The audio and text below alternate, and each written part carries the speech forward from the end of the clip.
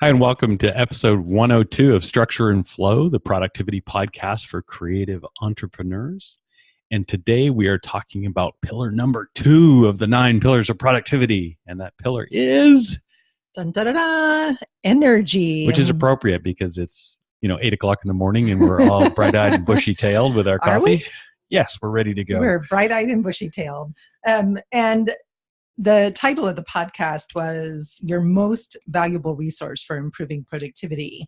Oh, we had a separate title today. Did. Oh, she caught me off guard with that one. So we're talking about the second pillar, which is energy. And energy is your most valuable resource. It's actually not time. Time is not intelligence. No. Not space. Not for productivity. Yeah. I think often we make the mistake of thinking that time management is our most important opportunity for increasing productivity. But I think that energy management is actually more important. Yeah, that's interesting because I was reading an article that you sent me this morning that we're going to go over today. And it definitely puts a different spin on things. I think we have a tendency to look at productivity and time management and effective time management as a panacea, but that doesn't really help you. And I see this a lot in my training, my Ironman training, where you can be organized as much as you want and go and put the workouts in, but if you don't have the energy reserves there, you're not going to have an effective workout. And the same is true for I think a work block. Yeah, absolutely. And so I want to share the quote today, which is from Tony Schwartz and Jim Loehr in their book, The Powerful Engagement, which is really what we're focusing on today, is sharing some of the lessons that we've taken away from that book. And they write that the number of hours in a day is fixed, but the quantity and quality of energy available to us is not. It is our most precious resource. The more we take responsibility for the energy we bring to the world, the more empowered and productive we become. Well, I think we could riff on that statement for the whole podcast. I think I'd like to decompose some of that. One thing that Decompose? Deconstruct? Yeah, decompose. Decompose? Can you decompose something? Sure. A body? We'll parse it. Let's agree on parse. One thing that struck me... Parseltongue? Harry Potter? Maybe a little too much energy. And too actually, much this is relevant to the point I was going to make. Excuse me. I've got a little bit of a cold, so I apologize for being a little froggy this morning or afternoon or night or whenever they're listening. Anyways, back to the point. I was trying to talk about what they say here with quantity and quality of energy. So perhaps Minette there had a little bit of quantity of energy, but maybe not the right quality of energy. I thought that was very interesting. And for me, that means, it doesn't help you to just be all hopped up on caffeine and and Fruit Loops. Oh, no Fruit Loops, but coffee. Well, I mean, it helps a little bit, but it speaks to the quality of your energy as opposed to having eaten an effective breakfast and, maybe gotten a great night's sleep. It's so true. And I think for me, when I first started reading this book, it was just kind of that mind-blowing aha. And we've been personally talking around the topic of energy and productivity probably for a while and really trying to zero in on how can we be more focused. And in reading the book, I think it was fascinating to think that focus flows from focusing on the 4 different types of energy that they talk about. And we're going to go into more detail. But before we do that, as you were doing your intro a minute ago, I was thinking about your first Ironman. And as we're recording this, you're just 3 Sundays away from your 3rd Ironman. Woo-hoo. But I was thinking about your very first Ironman 4 or 5 years ago and how you managed your energy that day. So obviously it was sleep and it was a lot of physical training, but to me, your mental and spiritual energy were really high that day. Oh yeah, I brought it that day. Smiled all day. It's an important part of getting to the finish line, I think.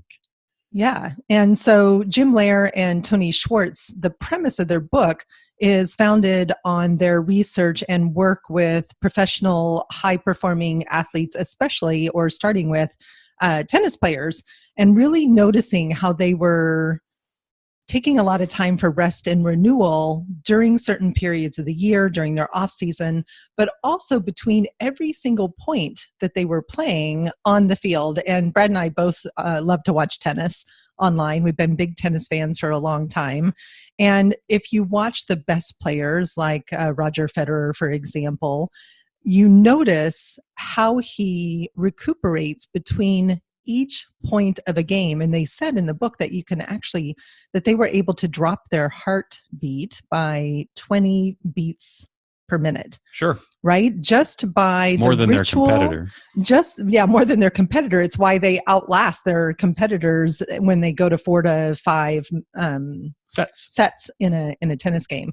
And so I found this fascinating when I think about my own work habits and how I tend to manage or not manage my energy. And I think I shared on one of the recent podcasts about Brad's sweet note on our anniversary this year, how I'm working too much. And I realized that I probably do some of this a little bit naturally, but as we talk about these 4 different types of energy, we're going to get to this place of talking about energy rituals that I think are super powerful, and how when you create a ritual or a habit, if you like that term better, then it doesn't actually take more energy to do it because you don't have to make a decision about it. We've talked a lot about decisions and how having to make decisions really can sap your willpower and how we have limited amounts of willpower. Yeah, and I think I'd like to add, obviously they brought up the example of the tennis players. The example that came to mind for me is when you watch kids run. If you tell a child, hey, I need you to run around this field 5 times, and as soon as you tell them go, they are going to sprint like their life depends on it. And they'll be out of air by halfway down the field, and they'll walk for a little bit, and then they'll sprint again. And then they'll do the exact same thing. It's not a measured pace. And I was interested that this was the approach that really they look at. They tie it to our ultradian rhythms, which I need to, I guess I'll leave that research for you. I need to do some research on it myself, but it's actual known bodily rhythms that we have. Obviously we have circadian rhythms that people are more familiar with. But what the ultradian rhythm said was that we can only push for about 90 to 120 minutes until our 4 types of energy are completely depleted and need the opportunity to renew. Right. And so this is how they fit the whole model together, and we've talked about focus blocks before. We've talked about deep work from Cal Newport, who abides by a 90-minute block of deep work. And then you want to look at getting 15 to 20 minutes of recuperation after that to build your energy back up. And so that those things actually fit together in a natural process for the human body, as far as Schwartz and Loehr are talking about. Yeah, and I want to go back to one of the big takeaways in the book, and then we need to actually share what these 4 types of energy are that we keep hinting at. But in the book, they talked about how when they made the move from working with high performance athletes to working with entrepreneurs, they're shocked and dismayed at the fact that there's no natural opportunities for rest and renewal built into most people's businesses, and that we're rarely taking time off, whether it's intermittent time off during the day and during the week, or whether it's a more sustained opportunity for rest and renewal during the year, that we're pushing so hard that we're literally killing ourselves, right? We're creating stress and having too much cortisol in our systems and all these different things that are happening because we're not managing our energy. And it was such a powerful reminder that we can build in these energy rituals to care for ourselves and actually be more productive. And I think we've said before on this show that for us, productivity isn't about just getting more work done, but it's about getting quality work done and the right work done and still having the time off to enjoy your life, right? Really to have that quality of life that we all started our own businesses to achieve in the first place. Mm-hmm. Yeah, it's not work more, it's work better. Yes. And end up doing it with grace and ease. Yeah. So let's talk about these rituals and the types of energy that we want to bring into this recuperative ritual, I guess we could call I it. think you need to talk about the first one because it's one that you've been working really, really hard on lately. Mental energy? No, the very first one is physical energy. Oh, physical energy. Sorry, I was looking Sorry, from the list we had here. two different lists here. Sorry. Physical energy. Well, clearly, this is a combination of your health, your overall health. Your overall health, I think, is defined, it certainly is for me personally, and from all the research that I've done, it's defined by the quality of sleep you get, the quality of nutrition that you put into your body, and I guess we can also add, the fact that you're actually getting some sort of exercise, you're out in the sun, in nature, those types of things that the human body craves. Physical energy could also include physical contact or touch with other people. That's right. Touch. It's good Brad for me likes touch. It's good for me to have my wife rub her hands over my body. Usually not so much in public though. But yeah, sleep is just critical here of all of these things. You can get by quite well without food for quite some time. You can't do too well without water after a few days, but sleep is not so much. Yeah, it's so true. And they do in the book, they talk extensively about how important exercise is. And when they're talking about exercise, they're not talking about doing an Ironman triathlon. That's for, the crazy people like Brad that love that intensity. But for the rest of us, they're talking about a 30-minute walk, doing yoga, doing weight training once or twice a week. It's not like trying to completely turn your life upside down and say, go be a professional athlete, but it's taking these respites and moments of renewal and creating rituals around getting physical fitness. And I think Brad and I would both attest that when we're feeling physically fit and our body feels really good, that sleep actually is way better. Oh, absolutely. And this is not a show about nutrition or diet or promoting, eating habits, but we've both been spending a lot of time in the last couple of years ourselves and with our kids as well, really looking at how the foods that we're choosing to eat or the beverages that we're choosing to put into our body are also impacting our physical energy. And so if you're not feeling great, there may be a lot of different reasons, and food could be the simplest one. So really finding what the diet, not a weight loss diet, but what's the true meaning of diet is just simply the food that you eat every day. Yeah. But what's a diet that really works for you? Or one of the discussion groups I belong to uses the term "woe," way of eating, which is that's a good one. Different than all of the loaded baggage that comes along with diet. Yeah. I think at the end of the day, though, your physical state defines your mental state to a large degree. Yeah. And you're just going to really struggle with all of these mental exercises if you can't get your physical state together. And I find that managing my physical energy has a huge impact on the second type of energy, which is emotional energy. And that if I don't get outside every single day, it definitely has an impact on my emotions. And when we talk about emotional energy, we're really talking about our ability to react to situations with a broad set of feelings, like really stretching into how we're feeling and allowing ourselves the full range of happiness, sadness, grief, joy, exhaustion, exhilaration. So having emotional resilience really is about allowing ourselves to feel whatever's going on with us and to respond. And sometimes the best way to respond emotionally is to take a break. Maria Shriver had a great article in Spirituality and Health about the power of the pause. And managing your emotional energy often has to do with taking mini meditation breaks or mindfulness breaks. Or I find that Brad and I will often both need a break in the afternoon, and one of us will go clean the kitchen from the breakfast dishes. And just taking those mindful pauses where we can really step away. But emotional energy, especially, I think, out of the other types of energy, is often impacted by our physical energy as well. When we're tired, we can't function. We have great stories about our teenage son that we've had some really rough days with him. And it became really clear over the years that there was this pattern that if he doesn't get sleep, he's a bear to be around, right? He's just a real bear. So the importance of sleep.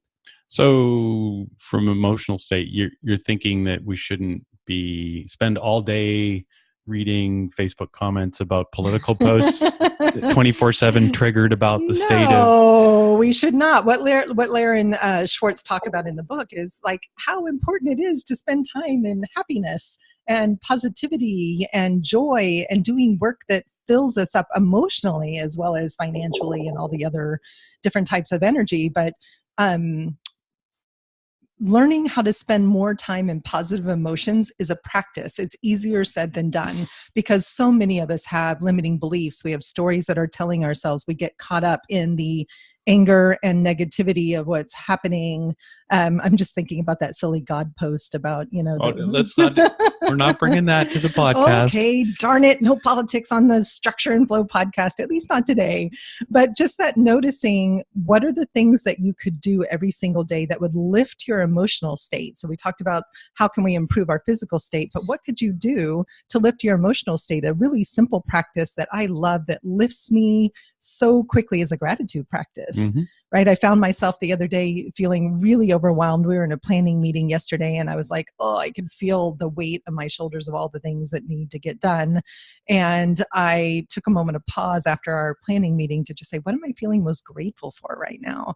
And just doing that helped my emotional state improve and helped me get unstuck and out of that state of overwhelm and back into a state of flow. So I'm interested, you're all about positivity in that statement. And I guess I would add meditation to a way to improve emotional energy. But I don't look at that from the perspective of trying to be in a positive place. I look at it as a neutral thing that tends to attenuate, the large emotional swings and stuff like that. I'm not looking at it to remove anger. I'm looking at it to understand anger. Right. So we have a lot of signals, I think, in the media and in books, and everybody wants to be happy. Don't worry. Yeah, everybody wants to be happy. They want positivity. Is that really what you want, or is it that you want to have equanimity and calm? Well, I think it's both and. I mean, if you look at neuroscience, I mean, there's clear signs of activity in the brain. When we feel joyful and happy, it activates different parts of our brain. I would say that another way to create emotional calm, other than mindfulness, would also be creativity. Mm-hmm. So coloring, painting, playing in the dirt, finding ways to just release some of the feelings. Yes, I think we need to seek to understand and embrace all of our full range of emotions, and meditation is a great way to do that. But I do think that when we approach a day from a positive mindset, we're more productive. That's true. Let's I think these kind of dovetail together, emotional energy with the last two, which are going to be mental energy and spiritual energy. And I think I like their take on spiritual energy. Let's go through mental energy first.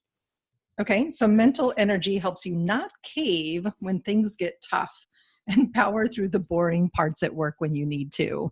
So that powering through when things are tough, we see a lot of resistance in our business with our clients of people not wanting to do the parts of their work that feel hard or boring or not fun. And while we're big proponents of making sure that you're doing work that fills you up and that is fun and playful and has a positive impact in the world, there's going to be parts of growing and sustaining a profitable business that aren't particularly fun, that are a little bit boring, and that sometimes we just have to sit down and power through. Very few people I know in the creative industries love looking at their numbers or love collecting the data and looking at their key performance indicators. And so learning how to make some of these things, I think results oriented, will help you build some resilience and some mental toughness. I also like to talk about one of the ways to increase that sort of mental resilience or toughness or ability to persevere and push through is to stay connected to your purpose, which leads right into spiritual energy and into what we call, and we've talked about on this show before, is your big why. Why are you doing what you're doing? If you're really committed to building your business and making it successful, you have to have some mental toughness. Yeah, and I like the way they talked about how when they talk about spiritual energy, they're not necessarily talking about religion. It's fine if your spiritual energy comes from religion, but in their case, they're talking about it in terms of why are you put on this earth, or why what's your purpose? What's your purpose in life? And of course, they go through this classic exercise. Some of you, I'm sure, have heard of it, where you look at what statement you'd like to have as your epitaph, the one on your gravestone, and that type of thing, where you have a month to live or you have a day to live. What went well? What are the things that you regretted? Those types of things. There's various exercises, I guess, but it's a great way to connect with who you are and why you're doing what you're doing. Maybe you're listening to us in the morning on your way to work. Why are you working? Is it to support your family? That's a wonderful thing. Bringing up children that are great kids that are going to help everybody.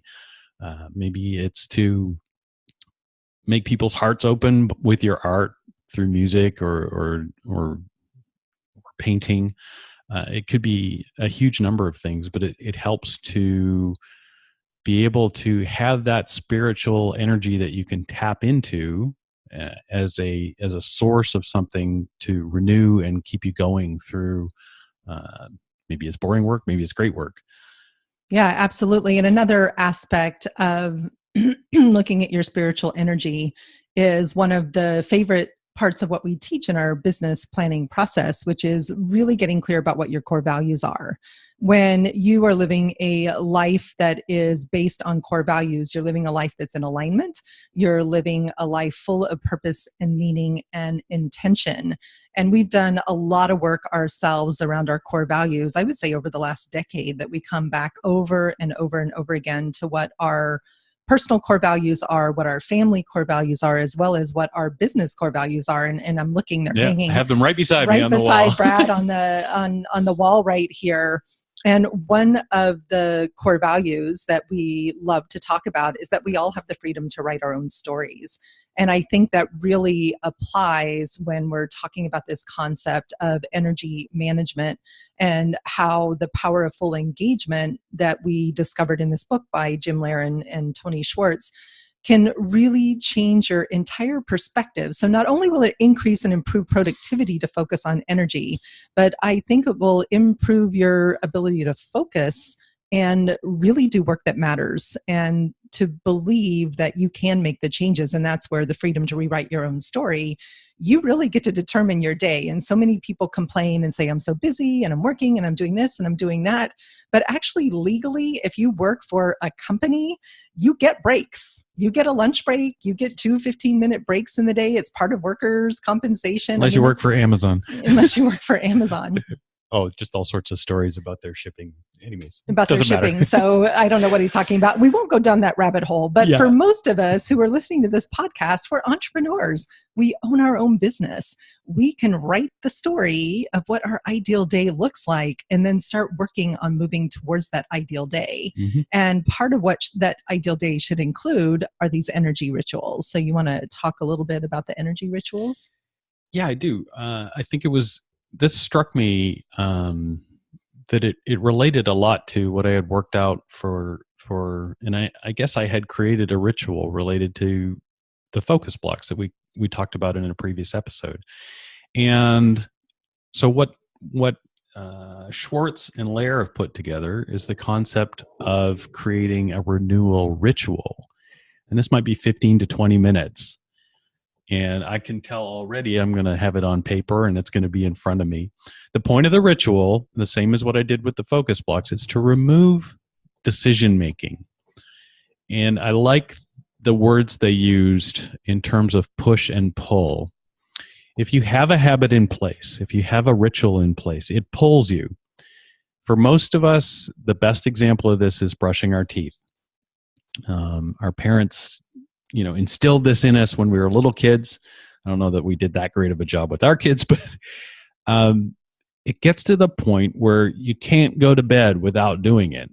Maybe you're lying there in bed reading and it's just bugging you and you got to get up and do it. That's a habit where it's just instilled in you and it pulls you.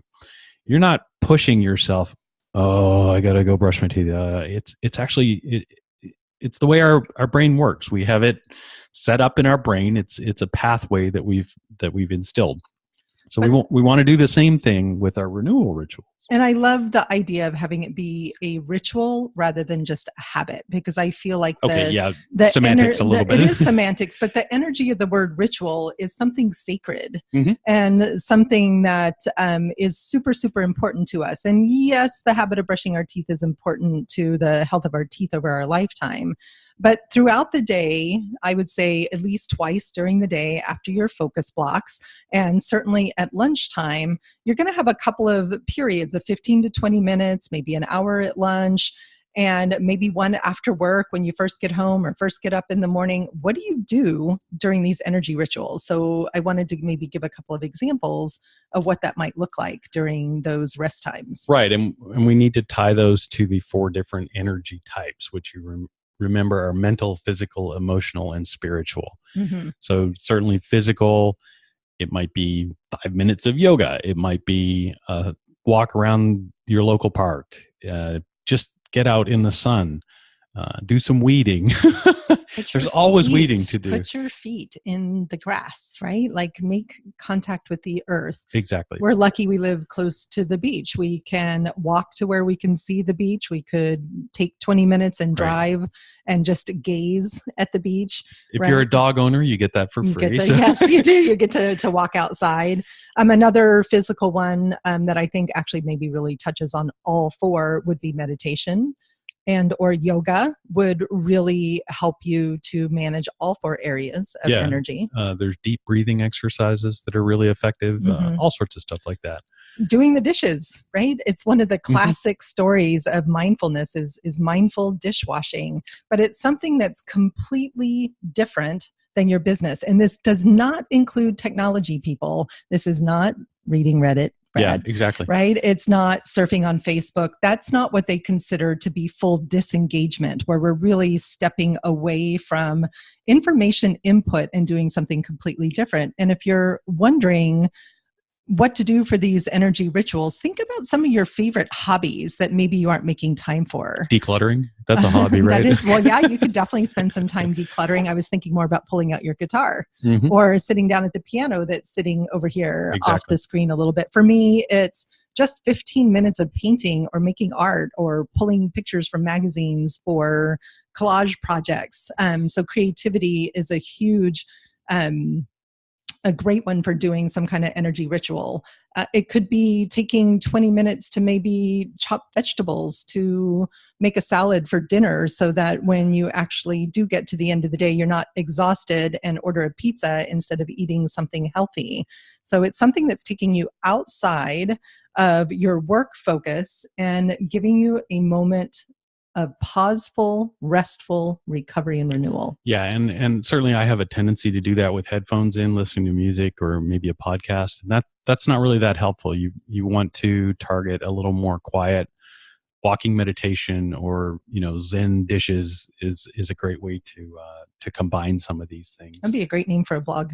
Zen dishes. Yes. How about the emotional and spiritual parts of this? How can we include this in our little 15 to 20 minute ritual? Yeah. So for me, meditation really is wonderful for both of those. Or visualization. Visualization, doing a guided visualization, really using the time to set intentions. One of the things that I'm really focused on right now is how can I be more intentional about the life and the business that I want to create, getting some clarity around the business. But the other one that I would add that I know works so well, there's tons of studies that have been done about the power of this, and it's like the simplest thing in the world, and it's journaling. Literally just taking your journal out and writing, doodling, or some note taking, just some simple brain dumping, which is one of my favorite ways to do my journaling, to get things out of my mind so I have a little bit more clarity and focus. So a journal with a pen and paper, not, you can use Evernote or Google Keep or one of your favorite apps to do this, but there is something really precious about the ritual of writing with pen and paper. So highly encourage to make one of your restful energy renewal blocks every day to be about journaling. So did we get all of them? I think we did. Awesome. Good stuff. I think this is super effective, and it's going to be the next step. Although, actually, the next step was theming, which we talked about with another one of our guests on a podcast coming up. Gosh, how am I going to put all these things together?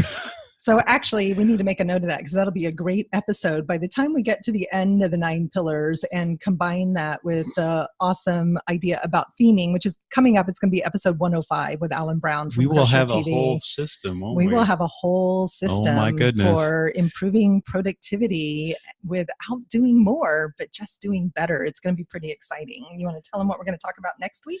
Next week is going to be pillar number 3 of the 9 pillars of productivity. And it's boundaries. Yeah. So get out of my space, man. We all need boundaries. That's going to be a fun talk. So in the show notes for this one, we'll have links. Yeah, that's what I was going to say. Links to the Power books, of Full Engagement. The Power of Full Engagement by Tony Schwartz and Jim Loehr. We'll also have a link to Deep Work by Cal Newport, and a couple links to other episodes that we've talked about in this. Yeah, especially if you haven't listened to the Focus Blocks episode. That was a real favorite where Brad went really deep into what's working for him with these focus blocks. So highly encourage you to listen to that one. And one of our early ones was talking about Big Why and why that's so important. So that was back when we were still the Path to Profit podcast. That's right. So if you haven't taken our unique productivity style quiz yet, we'd love you to take that. It's at pathtoprofitacademy.com/UPS quiz. We'll have that link in the show notes, and the episode post will also have a link to that.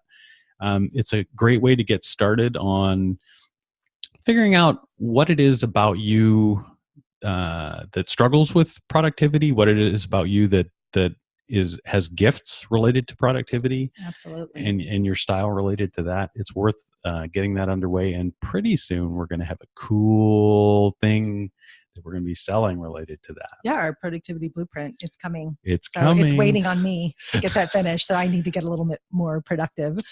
But we've been working on a lot of other things. The other invitation I have for you is if you want to get to know us a little more, come play with us on Facebook. We have a free Facebook group called Productivity for Creative Business Owners, where we share a lot more of this juicy goodness around productivity. I love doing Facebook Live, so you can often catch me doing Facebook Live and even painting while I'm talking on Facebook. So come join us, Productivity for Creative Entrepreneurs on Facebook. Work better, not work more. That's right. All right. We'll see you guys all next week. Have an awesome, productive, and restful week.